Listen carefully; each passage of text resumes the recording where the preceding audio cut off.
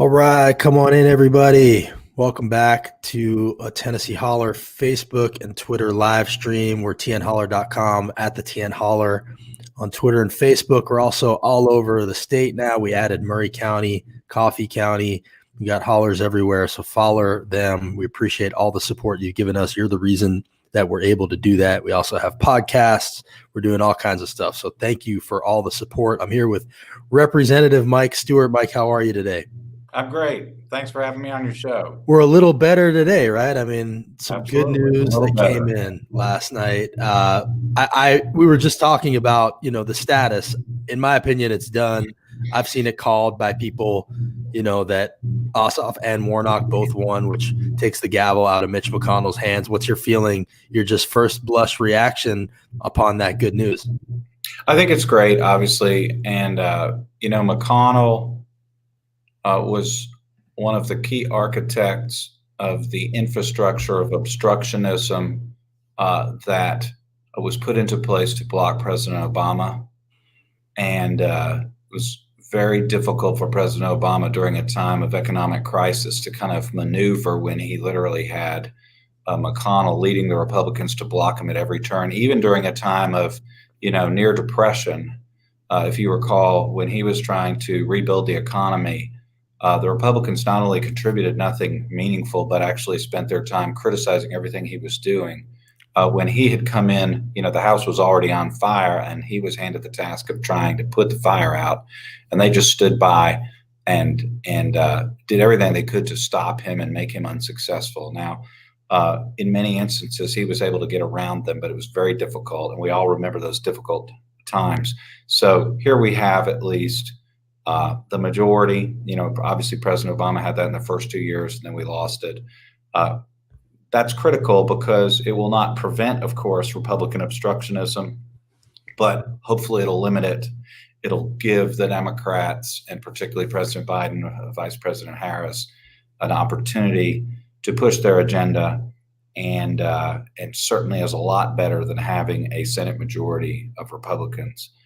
So we should all be happy today. Another thing that's great, obviously, is the turning of Georgia into a blue state is a almost transcendent event in American politics. Texas to follow.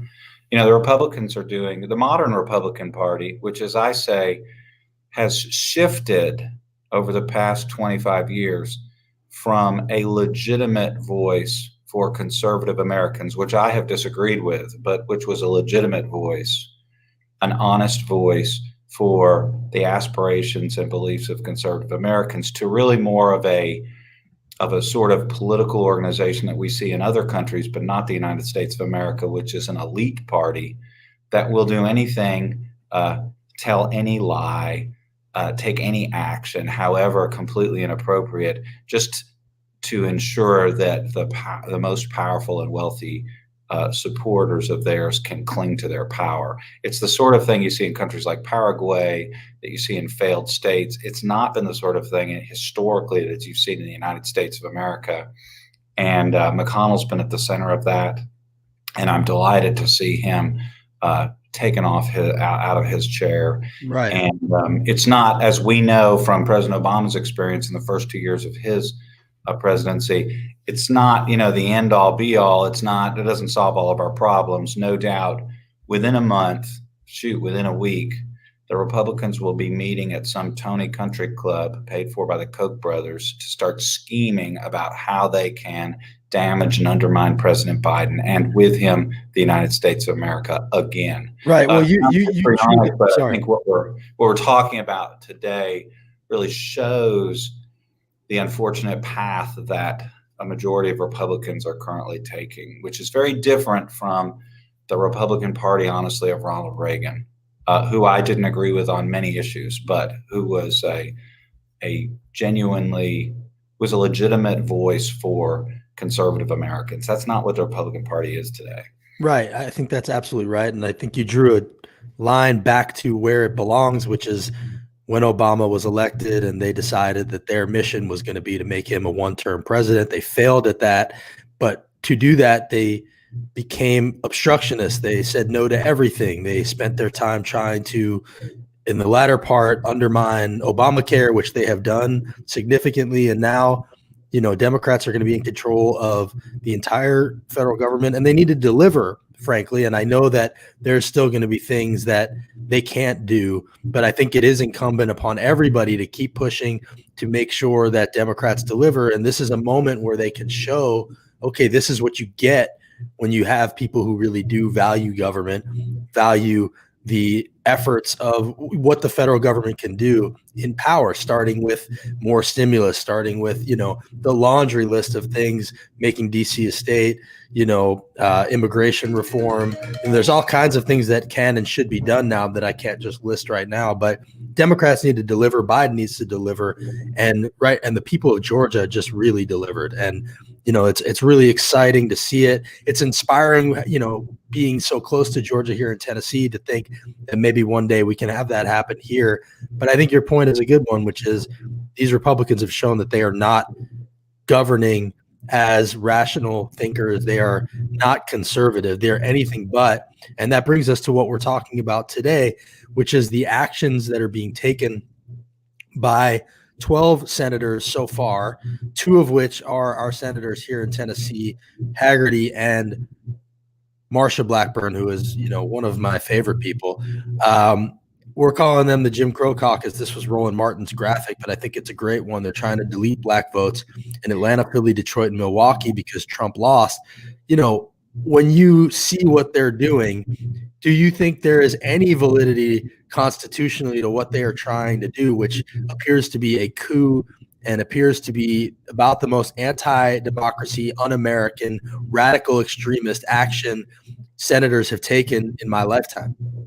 Yeah, and that's right. And I'm glad you're using that language. And at a time when I think 24/7 news and the internet, we know, have tended to push all debates to the fringes. In other words, our political debate in the United States has been rendered somewhat ineffective by a number of trends. I think particularly the rise of enormous amounts of conservative money pushing kind of crazy conspiracy theories. But the point is, so when we're talking about what should be a technical public health issue, how to control COVID, we end up with this ridiculous political debate about whether people should wear masks, something that in most countries isn't even a political issue. It's like that's what every health expert says. So That's what we should do, whether or not you're a Republican, a Democrat, a Libertarian. And so what I'm getting at is I have tried myself to reduce or to keep political rhetoric factual and to keep it somewhat subdued, because I think we need to get back in our country. And I don't think it's something that Democrats have done like Republicans, but nevertheless, we need to do everything we can to get our political rhetoric focused on facts and to get people talking to each other again. Obviously, we saw with McConnell, and I'll get back to your question. We saw with McConnell and his efforts to block Obama, he was unwilling to talk, unwilling to join. And at some point, you can't make people do what they don't want to do. But back to your point, I have spoken out against Senators Blackburn and Hagerty, and what I've tried to emphasize is this is a totally different event than normal political events.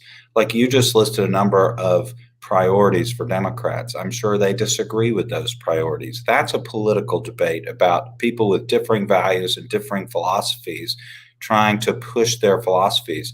And that is as politics should be. Obviously, I would rather you be the senator from Tennessee than Senator Blackburn, because I have a greater philosophical alignment with you. But right now, she's got the votes, and she has a right to push her political philosophy. What she doesn't have the right to do, and what is extraordinary, is that now she is proposing to undo a presidential election participated in by over 100 million Americans. I agree with former Vice President Cheney's daughter, Liz Cheney, third-ranking Republican in the House, that this is totally unconstitutional. It's an outrageous abuse of power. And again, at a time when, honestly, on Twitter and all over the place, there's a lot of very hot language in our politics. We need to recognize this is not just another kind of outrage. It's not some stupid thing that some senator or state senator did somewhere. This is a totally new day in the United States of America when you have a large number of senators actually seriously going on television, going on various internet resources, and making the extraordinary claim that our election was tainted when they know that there is no evidence for that, undermining our system of elections. This is the kind of thing that Chavez in Venezuela participated in.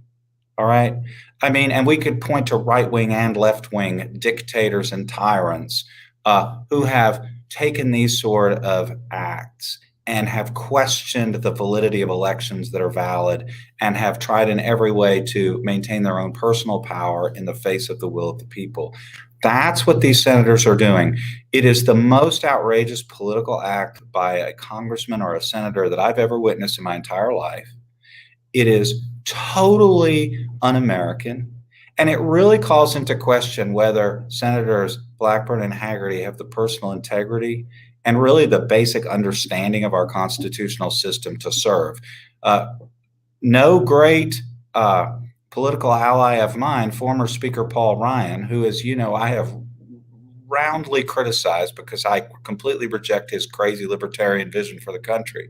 But Paul Ryan courageously has stood up and said, this is a total outrage what these senators are doing. It's not conservative. It's completely unconstitutional. People should really focus on this because not only Democrats, but Republicans should take steps to sweep these people out of office at the first opportunity. To me, both of these senators have demonstrated they're really not suited to the job that the people have given them. I don't blame the people. I'm sure most Americans that voted for Senators Blackburn and Hagerty never thought that they would be the types of people who would just toss the Constitution in the trash can when it was politically convenient and when they wanted to pander to certain members of their base. I just find it to be the most extraordinary event that I've ever witnessed, and they should be ashamed of themselves in particular. And then I'm sorry, I'm not letting you talk because I'm so angry about it. But particularly Hagerty, who's a lawyer who graduated from Vanderbilt Law School. What an embarrassment for that law school that he is a graduate, that somehow he managed to thread his way through his coursework at Vanderbilt Law School and didn't gain even a basic understanding of how our system of government is supposed to work. It's just ridiculous. And what's sad is, you know, in their public announcement, they basically wink to their more thoughtful supporters and say, look, we know this is all baloney. What they say is they don't cite a single piece of evidence of fraud because there is none. And what they say is, well, we've received a lot of calls from angry people and we're trying to express their views, which is a way of saying to their more sophisticated supporters, look, we know we're just pandering and this is all baloney. But the problem is you do that long enough. That's what people did in Chile before Pinochet took over. That's what people did in Argentina before a junta of generals took over and ran the country into the ground. I'm not saying that's going to happen in the United States of America, but this is extra constitutional, extraordinary behavior by these people who were elected to be American leaders. It's a complete outrage. Anyway, that's my view. Oh, I appreciate you speaking so strongly about it. I completely agree with you. You know, there were election security bills earlier this year or last year, I can't remember now, that Marsha Blackburn helped block by saying that she didn't want the federal government interfering in state-run elections. And now here she is, a DC bureaucrat that she rails against so often, trying to throw out the results in states that are not Tennessee. Imagine if the roles were reversed and there were Democrats trying to throw out the election in Tennessee. It is so hypocritical. And yes, Hagerty has signed on and they're obviously being sycophants. And, you know, they've made the political calculation that this is not going to hurt them in the end. And who knows, they may be right about that. But I just wanted to play for you. This is Marsha Blackburn saying that she doesn't want federalized elections as she tries to federalize an election. That is the model that we are using. We are solely within our constitutional rights and following the Constitution and the power that is given to Congress. We don't want federalized elections. officer inspects the electoral. I don't know if you could hear that. Sorry, the audio seemed not Yeah, great. and that's great for you to pull out that clip because it just underscores what total hypocrisy she's Right. engaged in. Yeah, it's just complete and total hypocrisy. And, that's kind of Marsha's MO. That's how she acts. She's always, calling things what they aren't. She names bills when they're the opposite of what they are. She's not fighting for the people. And your letter, this is your letter. I'm going to pull it up right here. It said, many citizens in my district would be very interested to know what evidence you're relying on. Do you expect an answer to your letter? Sadly, I don't. And here I sent it to both senators, faxed it to their offices. It's been in the press. They know it's there. Hilariously, Hagerty was on a conservative talk show yesterday, I'm told, and someone read to me his long explanation for what he was doing. And of course, it makes no sense because there's no legitimate basis for it. And even in that long explanation in a friendly environment, he was not able to or willing to identify a single actual act of fraud that would have any impact on this election. The point is, there are systems in every state to ferret out election fraud. These systems were made available to the Republicans as well as the Democrats. President Trump exhorted his lawyers to overturn every stone, use every opportunity. His problem is that the courts, thankfully, in the United States of America, are apparently still reality-based. So you had a bunch of judges in what was a very important event in our history, a bunch of judges, both Republican appointees, Democratic appointees, personally Democrats, personally Republicans, a bunch of judges, since they are judges and are used to dealing with actual evidence, rejected all of these claims of fraud because there was no basis for them. Right. Anyway. Right. And what I enjoy is that he still tried to thread the needle of saying it was rigged, but also trying to encourage them to vote in the runoff using the very same system. And in that same system, saying it won't be as rigged because there's only one election. So the focus will be on that election. But here we have the same result. They lost anyway. So you would think that a thinking person would stop and go, hey, if there was no fraud last night and we got the same result, then maybe what they're telling me is wrong. And maybe that's true for all these 6 other states also. And obviously, we're just not in a place where these people are trying to reason. We're not dealing with logic. But what I would be curious to know is, what do you think happens to the Republican Party from here? If you were to project out even 2 years or 10, however far you want to go, what happens next? Is it that Republicans who are not Trump sycophants win their party back, realize that he has actually cost them the presidency, the House, and the Senate in 4 years, and do their part to take their party back? Or has he so won over this party that there is no home for them anymore, and they are now people without a home? Like, I almost feel like maybe if they do try to win their party back, if their donors do take a stand, there is a world where he goes and tries to create a Trump party out of this. Okay, I have 2 thoughts about that. First of all, I believe that Trump is a uniquely outrageous individual and one who has a uniquely low level of respect for the United States' governmental traditions. Richard Nixon, in 1960, lost a close presidential election. He specifically told everybody, we're not going to go out and challenge these election results. Now, by the way, it wasn't that close, and he lost in multiple states. But the point was, he told everybody, our Constitution really demands that we accept the results. We just have to move on. Of course, he was elected 8 years later. And that's because Nixon, for all of his faults, and obviously, I think he's one of our worst presidents, but for all of his faults, he was still a constitutional actor and understood that our tradition of peaceful transfer of power was very important. And of course, he accepted the results of the election, and then he ran again, as was his right, and he was successful. He may have cared about the country in his own messed up way. Trump does not. That's exactly right. And by contrast, President Trump, he's shown consistently he has no respect for or even understanding of the traditions of our country and all these traditions that make our country so important. And clearly, Senators Hagerty and Blackburn are trying to assume that mantle of people who are either willfully ignorant, certainly in Hagerty's case, or perhaps just ignorant of our traditions and the importance of our Constitution and upholding our constitutional framework. They're trying to kind of take on that crown. Here's what I would say. I actually believe generally that Trump was a terrible president and particularly disrespectful of our presidential system and our governmental system. But Trump's policies were just late 20th century, early 21st century Republican policies straight up the middle. I mean, what did Trump do? He appointed a bunch of judges that were selected for their ideological purity. He jacked up the deficit and took all the money out of the Treasury and handed it out to the richest and most powerful Americans. He reduced regulations that are designed to protect Americans.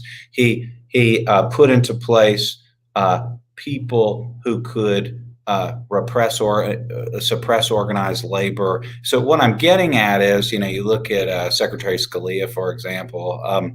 What I'm saying is Trump's donors know darn well that he was absolutely willing to continue the long-term Republican agenda of turning America more into the sort of country that we see in Latin America, where you have elites ruling and oligarchy, with no accountability, with all the wealth and no accountability. I mean, that's where the modern Republican Party is trying to take us. And what I'm getting at is I anticipate that there will not be a split in the Republican Party. They will regroup and start pushing that same agenda even more forcefully. Now, with less buffoonery.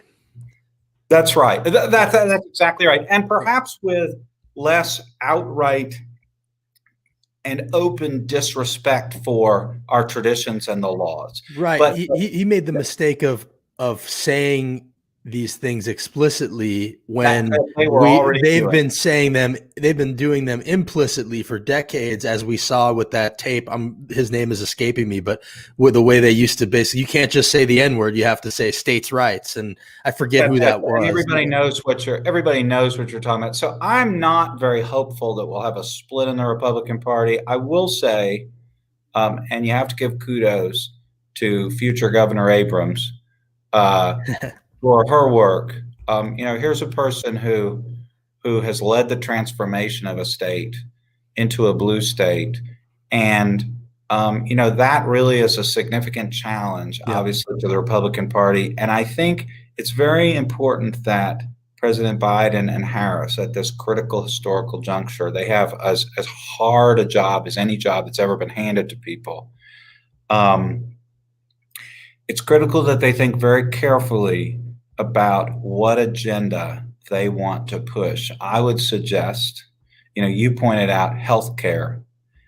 I think it's pretty obvious that there's a lot of opportunity for President Biden and Vice President Harris to really expand on the Affordable Care Act, the framework created by President Obama, and really start to create in our country a healthcare system that regular people can rely on, not if they happen to fall into a certain category, but like citizens of Canada, England, France, and every other industrialized country, just by being citizens, they get health care. That's why we need to be. That's where we need to be. You're dancing around not saying Medicare for all, but I'll go ahead and say I think Medicare for all is a good idea. I'm sorry. Let me not dance. Okay. Medicare for all, I would completely support it. Okay. But at the same time, what I would say is, it's not a debate. Call it Medicare for all, and just expand Medicare. Okay, as Elizabeth Warren has championed, for example, that is one way to break the egg.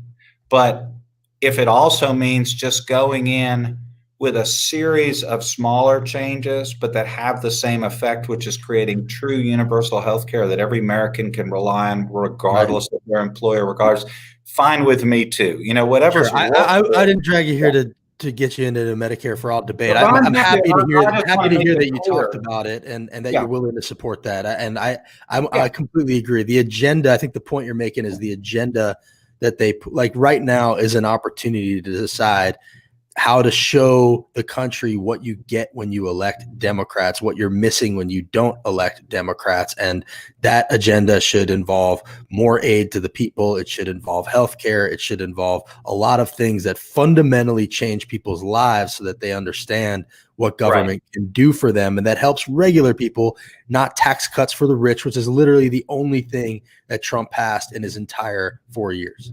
Well, and remember, tax cuts for the rich for the modern Republican Party since Reagan have been the sine qua non of government. That's it. That's all they do. That's it. And, That's it. And of course, remember too that the tax cuts, they don't have the guts to actually fund their tax cuts.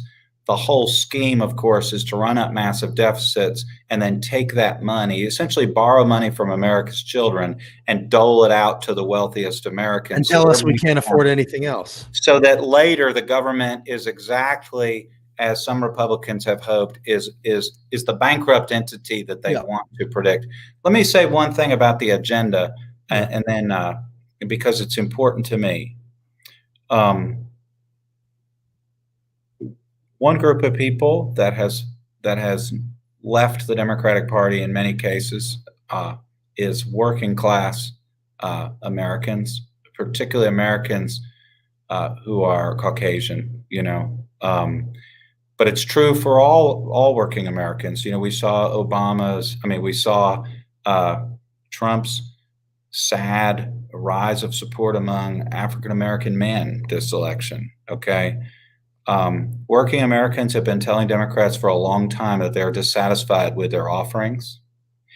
And it is very important, although controversial, that the Biden administration deliver to labor. You know, in many cases, people don't like to talk about that because organized labor is controversial. Businesses don't like it, or many don't. Many, like UPS and Southwest Airlines, operate some of the most effective business organizations in the world and have great unions and do a great job of supporting their employees. But my point is that is an agenda item that has not been first and foremost among the Democrats running the country for a number of years. And we have got to deliver to people who work, to people who don't have college degrees. They remain the majority of Americans. And, you know, in 1950, every person who worked in the United States knew that you vote for Democrats because they make your life better in a tangible way, not just at election time, but every Monday, Tuesday, Wednesday, Thursday of your life. And we cannot overlook that this time. We must, as Democrats, deliver, regardless of the fact that some in our coalition do not like that. Okay.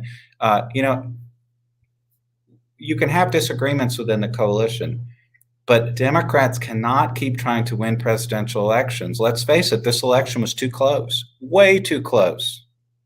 One wrong move and one letter from the director of the FBI, and the whole election could have gone a different direction. We could have had a second Trump term.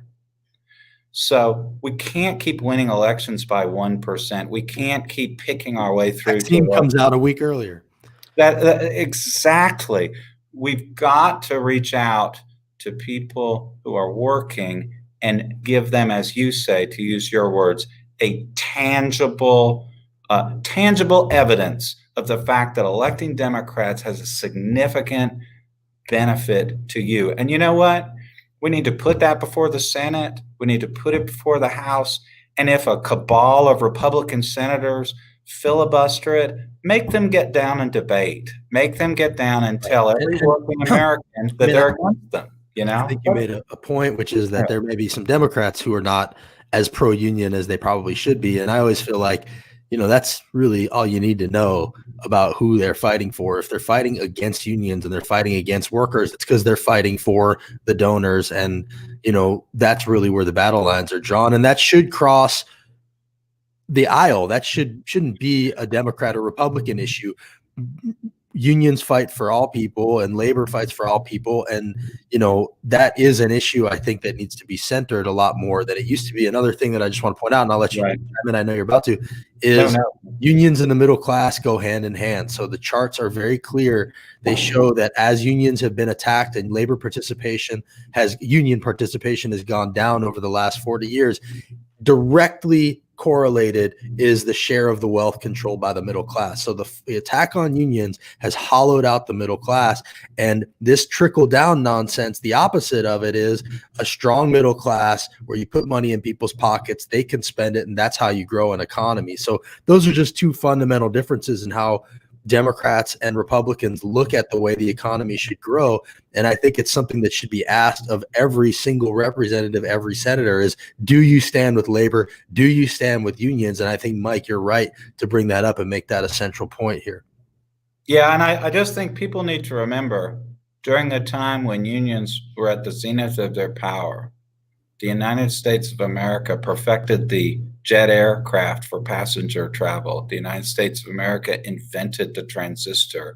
The United States of America invented the personal computer. The United States of America led the technological revolution in virtually every area of human existence. And the economy grew. That's right. So you can listen, I'm a person, okay? I am not a socialist, and I don't begrudge people who are.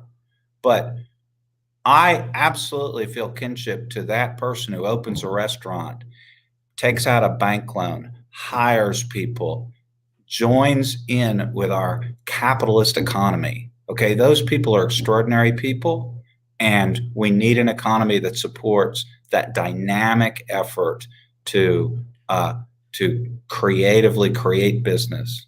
But the point is, the notion that organized labor and labor hinders that process, that's just a bunch of nonsense that's been promoted over the last 30 years.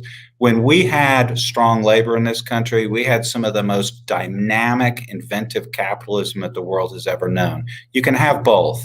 And so the point is, to the entrepreneur, be an entrepreneur. Go out and invent something big, as Americans have been doing since the advent of our nation. We live in an extraordinary country. Remember, we invented the airplane and we invented the personal computer. People in other countries must look at our country and think, how do they do it? Yeah, and you bring these things up. I think people don't realize what hand the government has in these things. The government has a hand in research and development. Look at the government is now giving us a vaccine. Governor Lee just announced $100 million for an early childhood education program. That's federal funds. So, this notion that anything the federal government touches automatically becomes socialism, it's such a boogeyman. It's been going on for decades and centuries even. And, it's something like we got to stop being afraid of them saying that, because they're going to say that no matter what. They're going to say it about everything. And look what we've seen during the recent administration. I mean, what we've seen is an illustration of how, with terrible leadership, even some of the most effective governmental institutions in the world can fail. I mean, the United States, there's a huge article in the New Yorker this month about the failure of our COVID strategy. There was no country more well-positioned to deal with COVID than the United States of America. We had the warning. We have a massive healthcare infrastructure. We have the best medical schools in the world. We have the best scientific infrastructure in the world. And what the Republicans demonstrated as a party is their belief in their own crazy rhetoric, as you say, their contempt for government, led them to take all that they had and completely drop the ball and have the most failed response to COVID in the entire world. It's completely pathetic, and it's completely disqualifying, really, of the modern Republican Party. Had Harry Truman been president or Barack Obama been president when COVID struck, I imagine our deaths would have been reduced by a factor by tenfold, because they would have simply used the normal resources at their disposal to do everything they could to respond to this grave threat to the United States. It would be as if after the Trump response to COVID would be like Franklin Roosevelt after Pearl Harbor was bombed.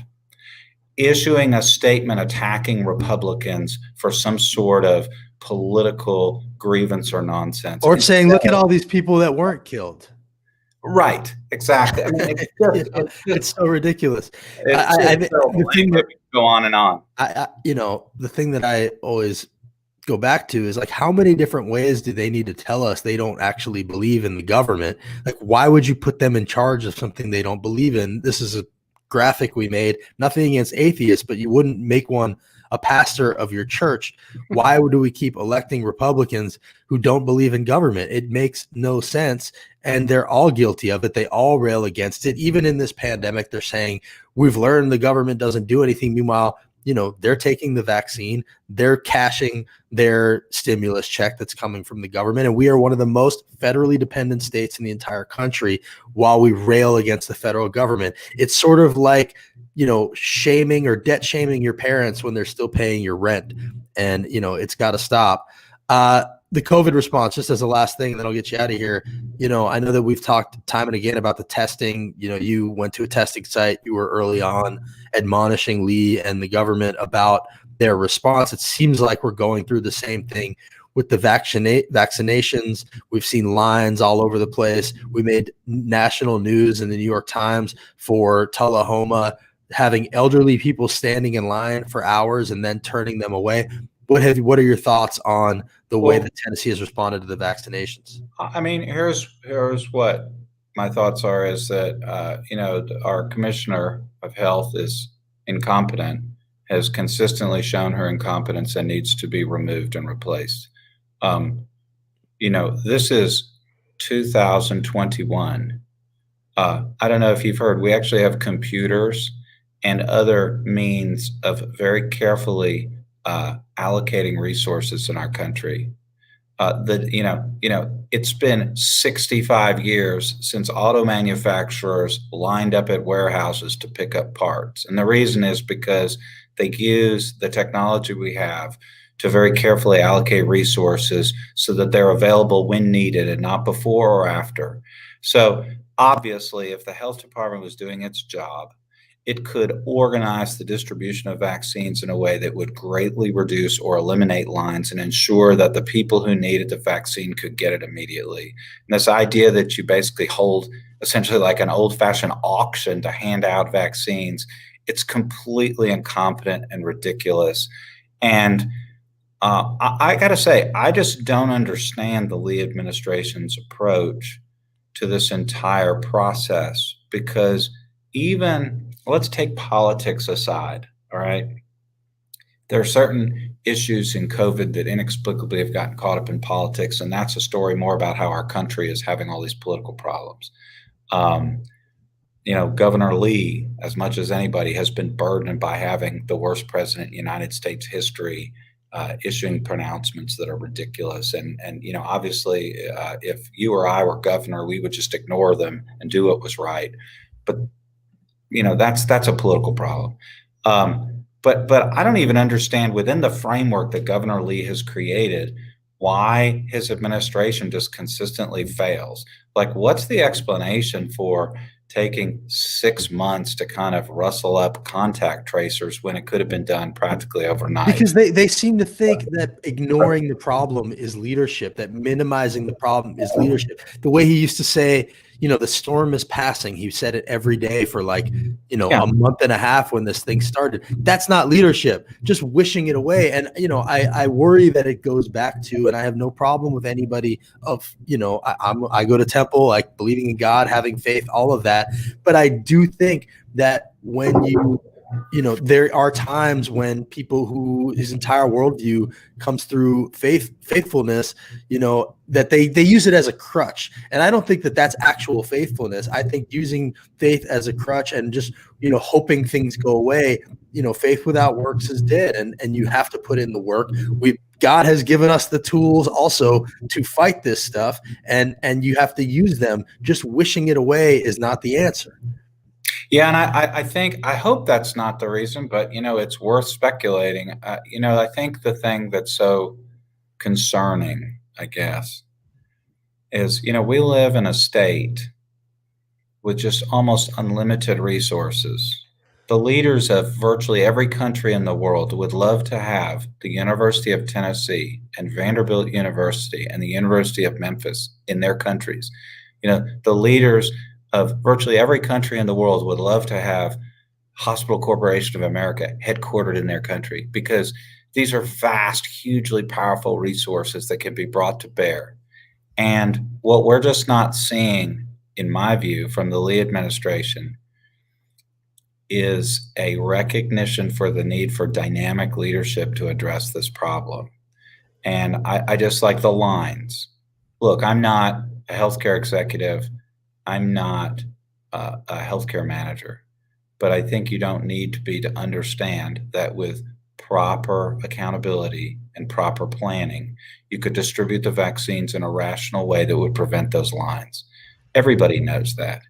And so clearly there just wasn't, the resources, the time, the focus were just not present. And that's what we've seen They over just and have over this again. disconnect, Mike. There's a disconnect between, their attitude towards government and when government is needed. Like, they spend all day long making laws. They want the government to interfere with the things that they care about, but then they also want to turn around and say government isn't the answer for anything when it comes to things that they don't care about. And it's just having people running something that they don't fundamentally believe in unless it fits their selfish needs. And that's just not governing.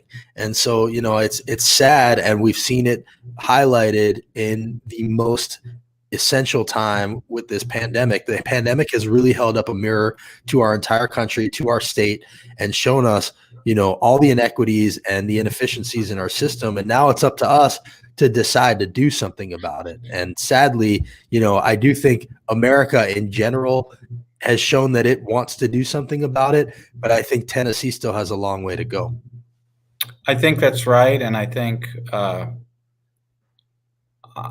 yeah, I would still invite Governor Lee. Honestly, I'm ready to support the governor in any reasonably well-planned effort to address this crisis. I think that's what we should be doing in a time of crisis. Unfortunately, I just don't think it's an administration that's really looking for that support or really looking to take charge of the situation. I hope we get back to a government in the United States where we have philosophical debates about the size of government. I believe it is reasonable for people to argue, I think government should be smaller. I think we shouldn't provide this or that service. That's a normal political debate. Sure. But once the people have decided that, yes, we do actually want to have a public health infrastructure, or yes, we do want to provide health care for our citizens, then leaders of either party should recognize their duty to take charge of those resources that have been provided by the public and use them in a competent manner. I'll give you just an example. Like, I bet I might disagree with certain energy policies. Okay. I might disagree with the creation of certain pipelines. I might disagree with the damming of certain rivers. But if I become an executive in charge of our state's resources, if I've been tasked with supervising those activities, my duty is to carry out those activities in the most efficient, effective way possible to serve the desires of the people of Tennessee. I just don't think that's what we're seeing here with our healthcare infrastructure. And it's reminiscent of, for example, the Bush administration's response to Katrina. That was an example of a response that shouldn't have been politically based or mired in politics, but we all were just appalled that an administration with all these resources wouldn't bring them to bear or couldn't bring them to bear competently to help the people of New Orleans, people of Houston, people of South Texas and South Louisiana.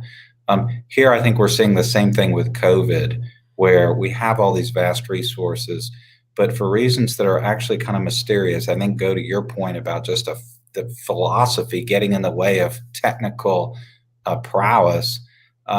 We just see all these resources essentially lying fallow while this virus sweeps across our state. And yes, many people can get it and not be injured, but there are many people, young and old, across our state that are dying of this virus, and it is shocking the degree to which we are not treating this like the crisis that it is. Yeah, even with David Byrd lying somewhere, breathing through a machine, they're still not taking it seriously, not requiring masks at your legislative session coming up. And, you talked about the will of the people. They don't seem to care really what the will of the people is on a lot of things. Marsha Blackburn hasn't had a town hall in 4 years. There are issues like Medicaid expansion, like marijuana, that are very popular. They don't let ballot initiatives on the state ballot because they don't actually want to hear from the people. So, I appreciate what you're saying. I think, it's important to have people fighting, and hopefully, as time goes on and the demographics change, we can see some more progress here in Tennessee. And I think things are leaning in the right direction. As I get you out of here, I couldn't get you out of here without asking you just about one thing that happened in Nashville, in your city. A white guy blew up an entire block last week and took a major city off the grid, and the news talked about it once like a special interest story. What's the latest with the Nashville bombing? And did you feel like maybe the coverage of it was tinted or tainted by the fact that he was a white guy? I have to say, when I looked at the coverage, it just seemed like straightforward coverage. But maybe that's my perspective, right? It's a reasonable. I guess point. it's more about like they didn't call it terrorism. It's a reasonable point to ask.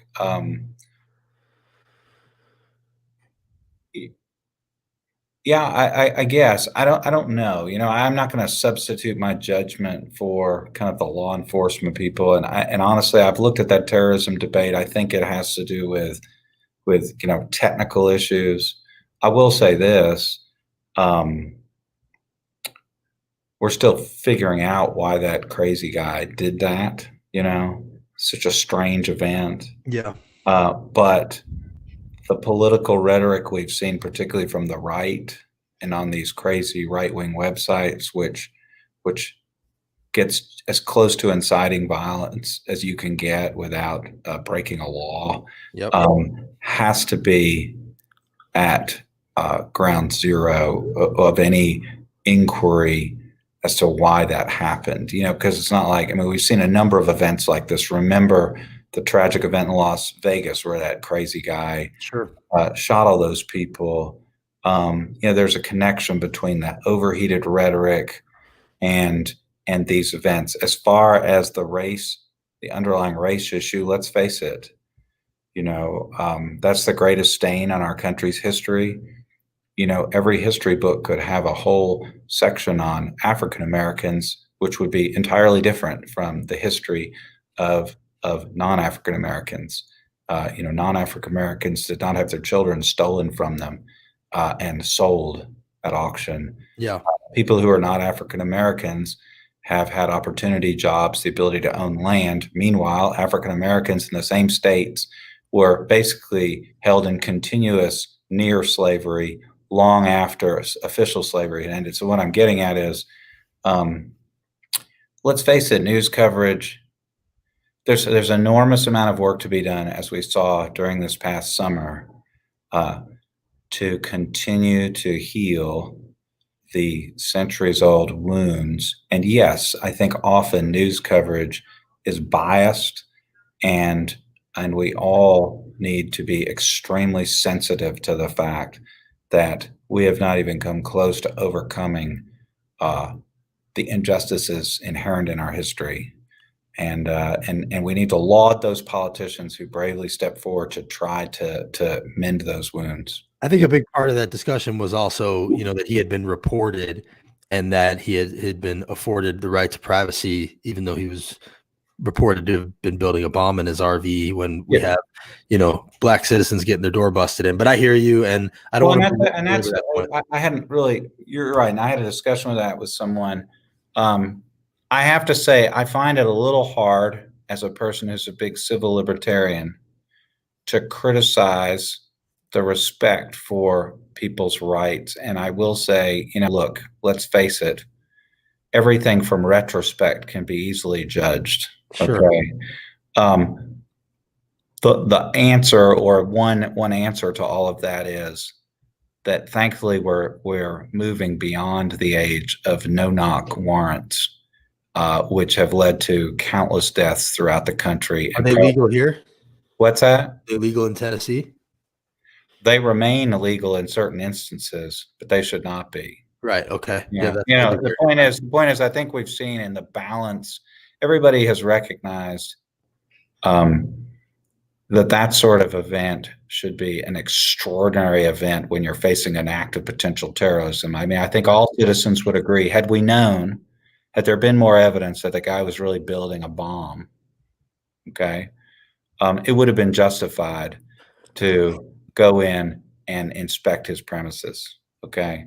Didn't happen, should have. It's a tragedy that it didn't.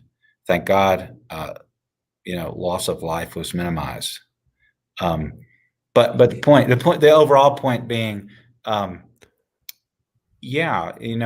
should happen is the civil rights of every single Tennessean should be respected, and hopefully we won't be reading next week the story about an African American family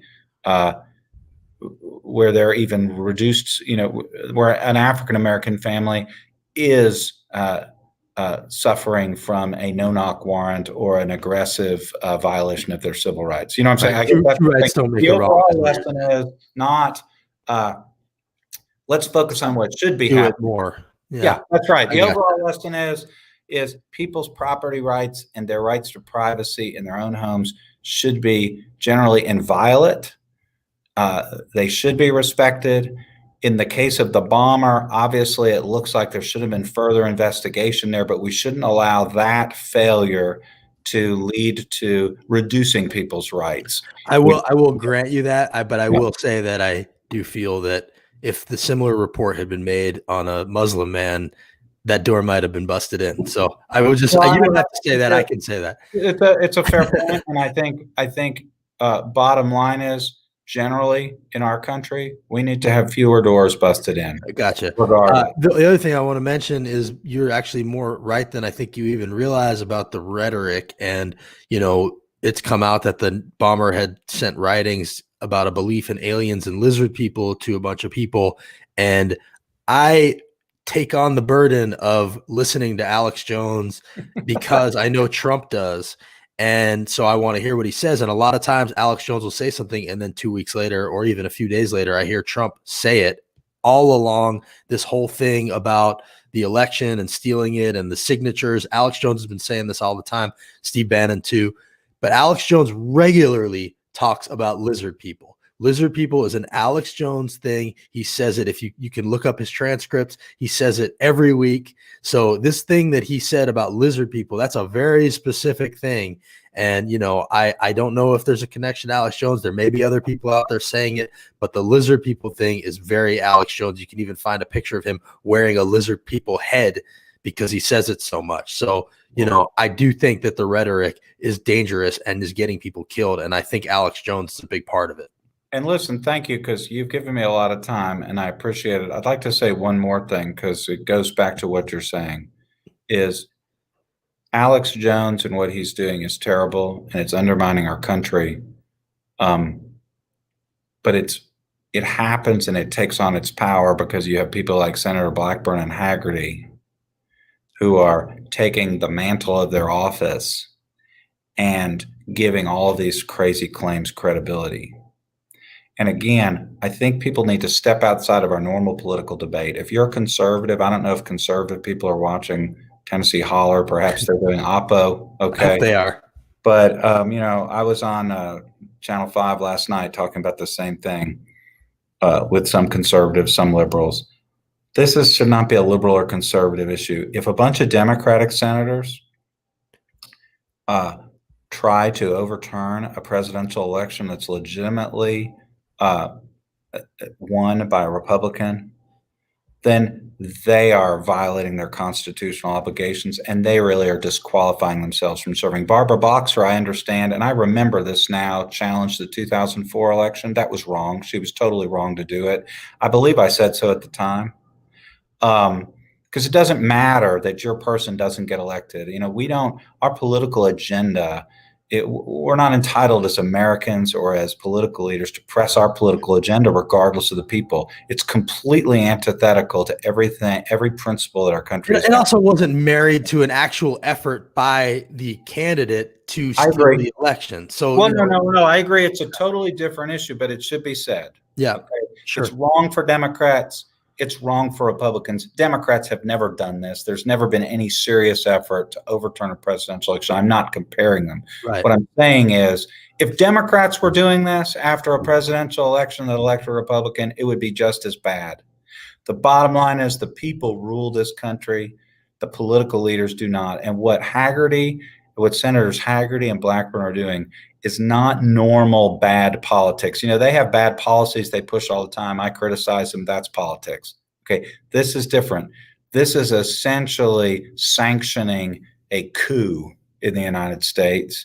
That's something that crazy wackos on the internet may want to do.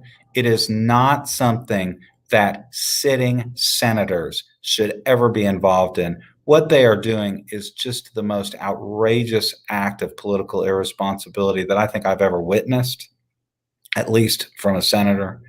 And they can't be condemned too much for what they're doing, and they know what they're doing is wrong. I would also say thank you to Senator Corker for speaking out and saying this is ridiculous and wrong.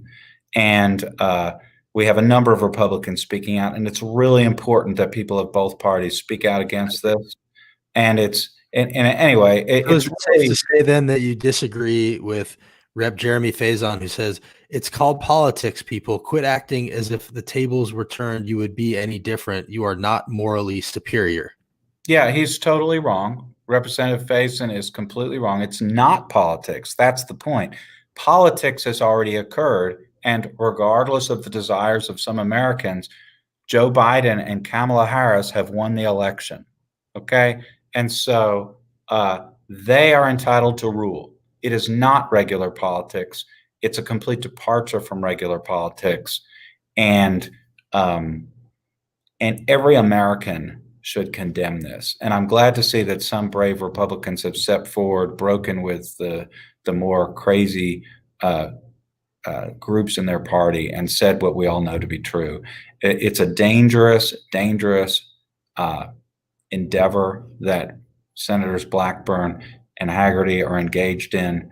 It really demonstrates that they're not the right people for the offices that they hold. And hopefully the next elections in each case will take care of that. But they should be ashamed of themselves. It's totally outrageous behavior on their part. It is what they are doing is providing a lesson in terrible government to every school child in the state of Tennessee, every citizen in the state of Tennessee, and everybody who cares about the Constitution should oppose them. Again, look, I serve in a legislature dominated by Republicans. Oftentimes, I don't get what I want. I criticize them, but I never suggest that Representative Lamberth, Representative Sexton do not have the right to their offices simply because I disagree with them. If I don't like them leading the legislature, then I need to get more people to vote Democratic and vote in Democrats. But until that day occurs, the elected officials that are there have the right to exercise their power in a legitimate constitutional way. And I would never go on TV and say Cameron Sexton his election should be overturned unless there was some true evidence of, some nefarious fraud as established in a court of law by the appropriate procedures. So what they're doing is completely irresponsible. It's a complete departure from the American way. It can't be emphasized enough. And I say that only because we have a lot of debate in politics. This is not a normal debate. We are not here debating whether we should have expanded healthcare or not expanded healthcare. That's what politicians do. This is an instance in which some irresponsible politicians have completely abdicated their role as political leaders and protectors of our longstanding democratic traditions. It's just totally outrageous. They should be completely ashamed of themselves. And it calls into question whether there's any act that either of these senators would not take in order to preserve their own political advantage. It really calls into question whether, it calls into question ultimately their personal integrity as political actors, because they're just to think that they would undermine a presidential election for no other reason just to pander to their base. I mean, it's appalling. Anyway, I just say that because we have a lot of hot rhetoric in our society today. This is a different game that they're playing. It is a terrible precedent they're setting, and you just can't be condemned in strong enough terms. Thanks, Mike. Thanks for doing this, and good luck in the legislature or the session coming up next week. We'll be watching. Appreciate it. Thanks. So that's Mike Stewart. I see that there's still a bunch of you here. Appreciate you guys watching with us. Mike always speaks his mind, which I appreciate. And so I wanted to have him on here to talk about his letter.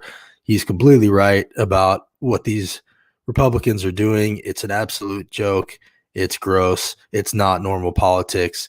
They are, making a political calculation, and it's one that we should not soon forget. But in good news, we do have Senate Minority Leader Mitch McConnell to look forward to, a powerless Mitch McConnell. That will be a lot of fun. And as John Favreau says, in just 4 years, Trump cost the Republican Party the House, the Senate, and the presidency. And Lindsey Graham knew it. He 4 years ago said, if we nominate Trump, we will get destroyed and we will deserve it. And this is them getting destroyed. So thank you guys for watching. We'll be back tomorrow for our Holler Hour. And, I appreciate you guys doing this. I appreciate all the support. Subscribe and support if you can. And we will see